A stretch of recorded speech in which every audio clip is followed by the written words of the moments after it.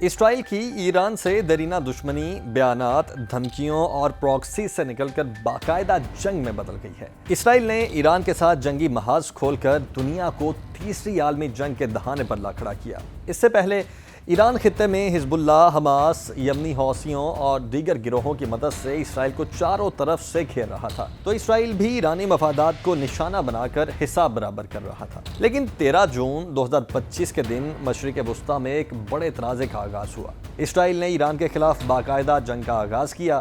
Operation rising line کے تحت ایرانی جوہری تنصیبات، میزائل بیسز، اعلیٰ فوجی قیادت اور ایٹمی سائنسدانوں کو نشانہ بنایا گیا۔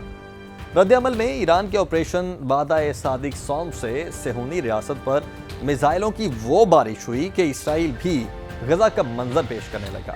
سینکڑوں میزائل، جس میں بیلسٹک میزائل اور درجنوں ڈرونز شامل ہیں، اسرائیل کے دفاعی نظام کو ناکام بناتے ہوئے اہداف پر کامیابی سے پہنچے۔ جنگ کی تازہ صورتحال یہ ہے کہ ایران اعلیٰ فوجی قیادت اور سائنسدانوں کی شہادت کے ناقابل تلافی نقصان کے باوجود اسرائیل کو تگنی کا ناچ نچوا رہا ہے۔ ایران کے بیلسٹک میزائلوں نے صہیونی قیادت کی نیندیں حرام کر رکھی ہیں۔ اب اسرائیلی وزیر اعظم نیتن یاہو کی یہ خواہش ہے کہ امریکہ کسی نہ کسی طریقے سے اس جنگ میں کودے، لیکن ایران بھی خبردار کر چکا ہے کہ اسرائیل کی پشت پناہی کرنے والے ممالک کو اس کی قیمت چکانا پڑے گی۔